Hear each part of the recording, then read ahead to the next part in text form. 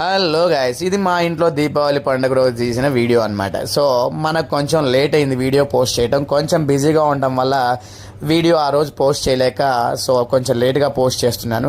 And అందరిలాగే మనం కూడా దీపాలు పెట్టాలి కాబట్టి మనలో ఉండేటువంటి అజ్ఞానాన్ని తొలగించుకోవడం కోసం మట్టిలో దీపం పెడితే మనకుండేటువంటి అజ్ఞానాలు తొలగుతాయని చెప్పేసి పురాణాల్లో ఉంది. సో అందరం మనం కూడా దీపావళికి ఈ దీపాలు పెడుతూ ఉన్నాం. అండ్ మా ఆవిడ నాకు కొత్త చొక్కా తెచ్చి ఇచ్చింది సర్ప్రైజ్ గిఫ్ట్ కింద. ఆ చొక్కా వేసుకొని నేను దీపావళి సెలబ్రేషన్స్కి అయితే రెడీ అయిపోయాను. అండ్ మా ఆవిడ దీపాలు వెలిగించేసి ముందుగా దేవుడి దగ్గర తులసి కోట దగ్గర దీపాలు అయితే పెట్టిందనమాట. సో నెక్స్ట్ ఒక 250 పెట్టి ఒక ఇత్తడి ప్లేట్ అయితే కొన్నదండి. ఎందుకు అంటే ఫ్యామిలీ ఫొటోస్ కోసం అండ్ దీపావళి సెలబ్రేషన్స్ కోసం దీపావళి ఎలిమినేషన్స్ ఉండాలంట. సో అందుకని ఈ రకమైనటువంటి ఎలివేషన్స్ కోసం కొంచెం క్రియేటివిటీతో వీడియోలు ఫోటోలు కావాలని చెప్పి తన చేతిలో ఉన్నది ఒక 250 పెట్టి ఇత్తడి ప్లేట్ అయితే కొన్నాం.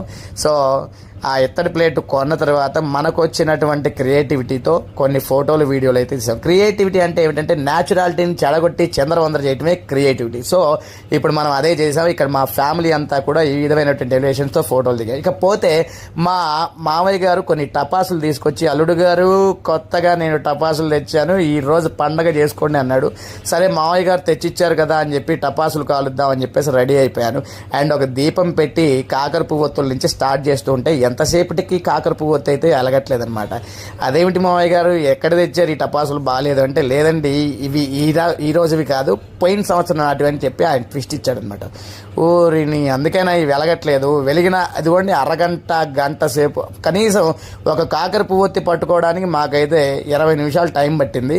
అరగంట తర్వాత 4 కాకర పువ్వొత్తులు అయితే కాల్ చేసిన తర్వాత కూడా అవి సగమే వెలుగుతున్నాయి, మొత్తం వెలగట్లేదు అనమాట. సో మామయ్య గారు మేము కాకర పువ్వొత్తులు తెచ్చుకుంటామంటే, లేదా అబ్బాయి ఈ కాకర పువ్వొత్తులతో ఈరోజు కానిచ్చేసేయండి అన్నారు. సో నాకు వెంకటేశ్వర స్వామి, తిరుపతిలో వెంకటేశ్వర స్వామిని చూసినప్పుడు కూడా అంత ఆనందం కలగలేదు. సో ఆ కాకర పువ్వొత్తి కలిగితే అమ్మయ్య దీపావళి అయిపోయిందిరా బాబు అనుకున్నాను అనమాట. సో ఆ విధంగా కాకర పువ్వొత్తులు కాల్చుకొని మా మామయ్య గారు పడుకున్న తర్వాత మళ్ళీ నేను ఒక 2000-3000 పెట్టి మళ్ళీ టపాసులు తెచ్చుకొని సెలబ్రేషన్ చేసుకున్నాను. అండ్ నేను టపాసులు కాల్చే టైంలో ఎవ్వరూ లేరండి బాబు, వీడియో తీయడానికి కానీ ఫోటో తీయడానికి కానీ. సో ఒంటరిగా సెలబ్రేట్ మా ఆవిడ నేను ఉన్నాం. మా ఆవిడని తీయమంటే అదేదో బ్లర్గా వచ్చేట్టు ఫోటోలు తీసిందనమాట. సో ఇక్కడ మా బావమర్ది అనమాట, తను పాపం పెళ్లి కోసం రెడీ అవుతూ ఉన్నాడు.